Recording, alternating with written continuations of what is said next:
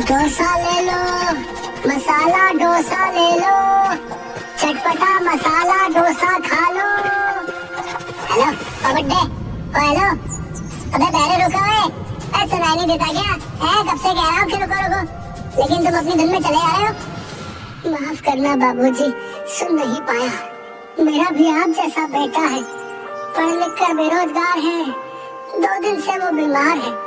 बस उसी के बारे में सोच रहा था, गलती हो गई। और गलती नहीं है, अच्छा हुआ कि तुमने सुना नहीं। चलो जाओ, अपने संक्रमित डोसे की दुकान कहीं और जाकर लगाओ। बीमारी फैलाने हमारे इलाके में मत आया करो। बाबूजी ले लो ना एक डोसा, सुबह से एक भी नहीं बिका है। और नहीं बिका तो मैंने कौन सा ठेका ले रखा है तुम्हारे मसाला डोसा को बिकवाने का? राम खोरेगा, न जाने कहाँ से आ जाते।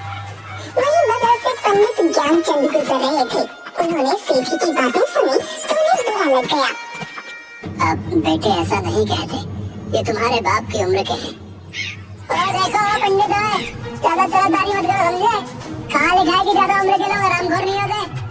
एक तो बीमार बेटे का संक्रमित डोसा बेच रहा है, अगर नहीं बेचेगा तो खाएगा क्या? और बेटे का इलाज कैसे करवाएगा?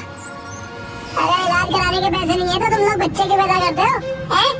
खाने को रोटी नहीं, लेकिन आराम जाते 6-6 बिल्ले पैदा करेंगे। मूर्ख, बदमाश, क्या यही पढ़ा लिखा है तेरे माँ बाप ने? राम की कमाई तेरा बाप खाता होगा, रामखोर तो तू है। चलिए पंडित जी, इसे मुंह लगाकर अपनी जुबान की बंदी कर रहे हैं, जाने दीजिए। हम लोग तो पल दो पल के लिए इनसे मिलते हैं। सोचो माँ बाप कितना झेलते होंगे जिनके साथ ये रहता होगा। ज्ञानचंद और बाबूलाल वहाँ से चले जाते हैं। इधर सेठी उन लोगों की बात को अपनी प्रतिष्ठा से ले लेता है और बाबूलाल को मजा चखाने के लिए बिलुआ से जाकर मिलता है।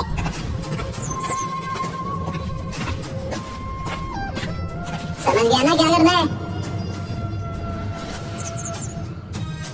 अरे सेठ समझ गया, मैं बाबूलाल का वो हाल करूंगा कि जब भी वो तुम्हें देखेगा ना, उसकी नजर जमीन पे ही होगी। ठीक है, ये लो 5000 रुपए एडवांस, और 5000 रुपए काम होने के बाद मिल जाएंगे। अगले दिन जैसे ही बाबूलाल अपना ठेला लेकर मसाला डोसा बेचने निकलता है, सुनसान गली में सेठी के इशारे पर बिलवा और 2-3 लड़के मिलकर बाबूलाल को पीछे से कंबल उड़ा देते हैं और डंडे लाठी लात घूंसों से उसको बहुत पीटते हैं और अधमरी हालत में छोड़कर चले जाते हैं। अरे बिलवा, चल छोड़ दे, नहीं तो कहीं टपक गया तो पुलिस केस हो जाएगा। चल भाग, लगता है कोई आ रहा है। बाबूलाल वहीं पड़ा करा रहा था, तभी वहीं से ज्ञानचंद आ रहा था। अरे बाबूलाल, तेरी ये हालत किसने की? क्या हो गया तुझे? यूं सड़क पर क्यों पड़ा है? पंडित जी, उन्होंने बहुत मारा, अब मैं नहीं बचूंगा। मेरे परिवार का क्या होगा? कुछ नहीं होगा बाबूलाल, धैर्य रख, तुम्हें कुछ नहीं होगा। बाबूलाल बेहोश हो जाता है। ज्ञानचंद किसी तरह बाबूलाल को अस्पताल ले जाता है। अस्पताल में बाबूलाल का परिवार पहुंचा होता है। देखिए, इनके माथे पर बहुत चोट आई है, जिससे इनकी याददाश्त भी जा सकती है। जल्द से जल्द हमें ऑपरेशन करना होगा। इसके लिए जरूरी पैसे जितना जल्दी हो सके आप काउंटर पर जमा करवा दें। वैसे तो मुझे पता है कि एक गरीब आदमी के घर दाल रोटी भी पूरी नहीं रहती, पैसे तो दूर की बात है। सही कहा पंडित जी आपने, हमारे घर में फूटी कौड़ी भी नहीं है। करीब 1 सप्ताह से बेटा युगवीर बीमार है। हाँ पंडित चाचा, भैया तो कमजोरी के कारण आज भी घर में गिर पड़ा था। मेरे पास भी पैसे नहीं जिससे मैं मदद कर सकता। डॉक्टर साहब, आप ऑपरेशन की तैयारी कीजिए, मैं पैसों का इंतजाम करके लौटता हूँ। भैया आप कहाँ जाओगे? आप तो खुद बीमार हो। हाँ बेटा, मधु सही कह रही है, आज तू घर में गिर पड़ा। तू रुक, मैं कहीं न कहीं से पैसों का इंतजाम करती हूँ। निर्मला के निकलने के कुछ देर बाद युगवीर भी वहाँ से निकलकर पैसों का इंतजाम करने चल देता है। निर्मला सेठ करोड़ी मल के पास पहुँचती है। देखो सेठ जी, मैं आपके द्वार पर पहली बार आई हूँ। आंचल फैलाकर अपने पति के इलाज के लिए पैसा मांगती हूँ। जितना जल्द होगा लौटा दूंगी। देखो निर्मला, आज ही हमने एक जमीन की रजिस्ट्री करवाई है। हे भगवान, अब मैं क्या करूं? कहाँ जाऊं? तुम कहो तो मैं अपने मित्र से बात करके पैसे दिलवा दूंगा। लेकिन इसके बदले तुम्हें मकान के कागज देने होंगे। नहीं, मकान हमारे पूर्वजों की एकमात्र निशानी है। ठीक है, तो पैसों का इंतजाम और कहीं से कर लो। ठीक है, जब घर वाला ही नहीं रहेगा तो घर को रख कर क्या होगा? मैं मकान को गिरवी रखने को तैयार हूँ, मुझे पैसे ला कर दीजिए। उधर युगवीर अस्पताल से निकलकर कुछ दूर गया ही था कि वह फिर से गिर पड़ता है। अस्पताल के स्टाफ के लोग उसे पकड़कर अस्पताल में भर्ती करवा देते हैं। निर्मला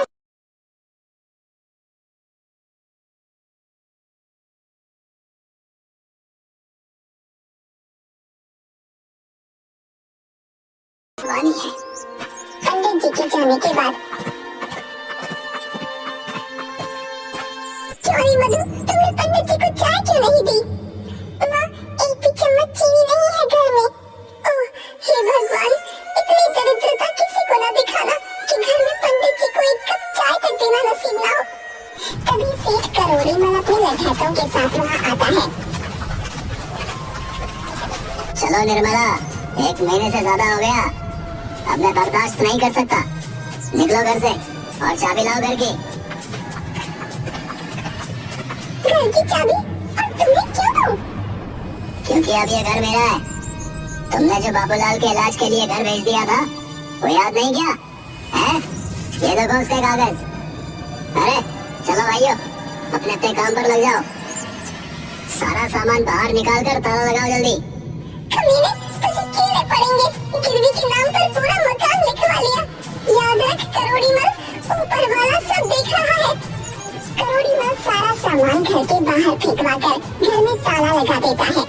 बाबूलाल का परिवार जैसे तैसे ज्ञानचंद के मकान में शरण लेते हैं। युगवीर बाबूलाल वाला ठेला ठीक करवा कर मसाला डोसा अपने नए अंदाज में बेचना चालू कर देता है।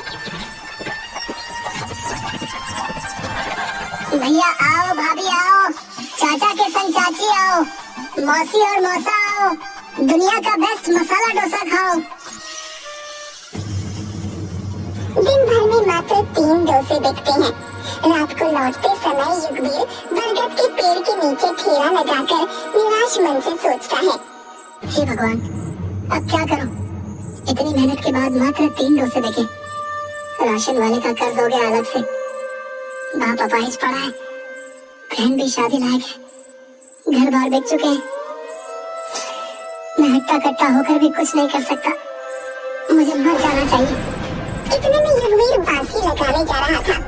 तभी उस पर रहने वाला गधैया भूत युगवीर से बोला, मूर्ख मत बन युगवीर, क्या इससे तुम्हारा परिवार खुशहाल हो जाएगा? कौन है? सामने क्यों नहीं आते?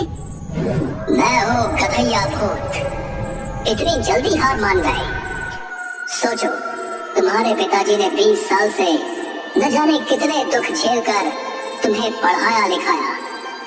देखो युगवीर, मैं एक मस्त मौला भूत हूँ, तुम अच्छे इंसान हो, इसलिए मैं तुम्हारी मदद करूंगा। मैं क्या करूं? पूरी मेहनत और लगन से डोसा बेचने निकला, लेकिन मात्र 3 डोसे बिके। मुझे पता है, ये लो, ये जादुई कड़ी के पत्ते कल से अपने डोसे और सांभर में डाल देना, फिर देखो गधैया का कमाल। जाओ जाओ, अब मेरा आराम करने का वक्त है। अरे वाह, क्या सच में भूत भाई? अगर ऐसा हुआ तो मेरी सारी परेशानियां दूर हो जाएंगी। जय गधैया भूत की। युगवीर कड़ी के पत्ते लेकर वहाँ से चला जाता है और दूसरे दिन अपने डोसे और सांभर में कड़ी के पत्ते डालकर बेचने निकलता है। बन गया सारा माल। खुशबू तो लाजवाब आ रही है, थोड़ा चक्कर देखता हूँ। तभी थोड़ा सा सांभर कटोरी में लेकर चखता है। अरे बाप रे, इतना ज्यादा टेस्टी सांभर कैसे बन गया? बाबा, मजा ही आ जाएगा।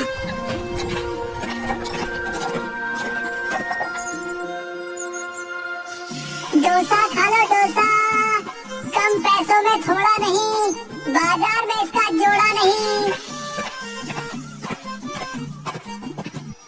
भाई, बहुत भूख लगी है, एक डोसा तो देना। ये लो सेठ जी। तुम्हारा मसाला डोसा तो सचमुच बहुत अच्छा है। ऐसा करो 2 डोसे और पैक कर दो भाई। तभी वहाँ सेठ धनीराम और व्यापारी मंगतलाल पहुँचते हैं। क्या करोड़ी, अकेले अकेले खाकर चुपचाप भाभी के लिए पैक करवा कर चल दिए। करोड़ी का दिल कितना बड़ा है, तुमसे थोड़े ही ना छुपा है धनीराम। वैसी बात नहीं है मंगतलाल, मैंने आज तक इतना टेस्टी मसाला डोसा नहीं खाया। डोसा वाले भाई, हम दोनों को भी मसाला डोसा खिलाओ। आज पहली बार है जब करोड़ी किसी की बड़ाई कर रहा है। जी सेठ जी, अभी बना देता हूँ। तुम भाई सचमुच बहुत ही लजीज मसाला डोसा है, मेरे लिए 6 मसाला डोसा पैक कर दो। भैया मतलब क्या कहूँ, शब्द नहीं मिल रहे। पहले तो तू 2 और डोसे मेरी ओर से सभी को खिला और फिर उसके बाद 10 डोसे पैक कर दे। युगवीर का तुकबंदी में डोसा बेचने का अंदाज और डोसे का स्वाद जल्दी पूरे गांव में फेमस हो जाता है। दूर दूर से लोग उसका मसाला डोसा खाने के लिए आने लगते हैं। कुछ दिनों में युगवीर शहर में जाकर एक मसाला डोसे की दुकान खोल लेता है। उधर डाकू चंपक सिंह के अड्डे पर।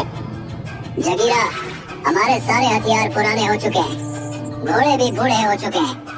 इन सभी को बदलने के लिए बहुत धन की जरूरत है। गांव के सभी धनी व्यक्तियों की लिस्ट बनाओ, हम आज रात टाका डालेंगे। जी सरदार, सेठों की लिस्ट में सबसे ऊपर करोड़ी मल का नाम है। सुना है अभी उसके बाद बहुत पैसे हैं। कोई बहुत बड़ा कारखाना शुरू करने के लिए कई बैंक और पूंजीपतियों से कर्ज ले रखा है। तब तो ठीक है, हमारी सारी जरूरत के पैसे एक ही जगह मिल जाएंगे। आज रात उसके घर पर हमला करके सारी संपत्ति लूट लेनी है।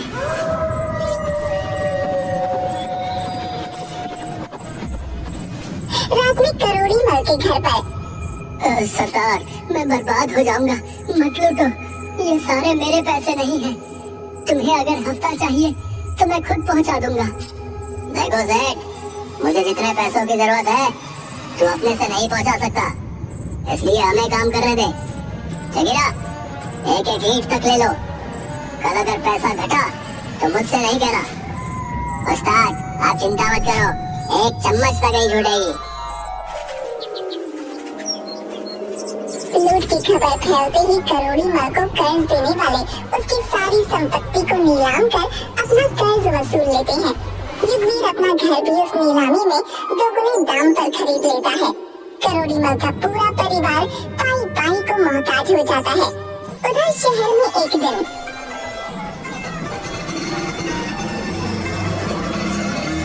बेटा युगवीर, अमेरिका और जापान से कुछ डेलीगेट्स आए हुए हैं मसाला डोसा की फ्रेंचाइजी लेने के लिए। ठीक है चाचा, उनसे मिल लेंगे। पहले मधु की शादी के लिए डायमंड मर्चेंट से मिलकर शादी फाइनल कर लेते हैं। लड़का बहुत अच्छा है। आओ बैठो गाड़ी में, आप भी चलो। माँ पिताजी वहाँ पहुँचे हुए। एक बात और कहनी थी, हमने वेटर के लिए जो वैकेंसी निकाली थी उसमें करोड़ी मल और उसके बेटे सेठी का भी सीवी आया हुआ है। उन्हें क्या करना है? उन्हें अपने रेस्टोरेंट में नहीं रखकर बगल वाले रेस्टोरेंट में रखवा दीजिए, क्योंकि हमारे यहाँ काम करके वो लोग हमेशा अपनी लाचारी पर रोते रहेंगे, जो मैं नहीं चाहता। वाह युगवीर, तुमसे मुझे यही उम्मीद थी। बड़ा वही होता है जो बड़प्पन दिखाकर किसी को माफ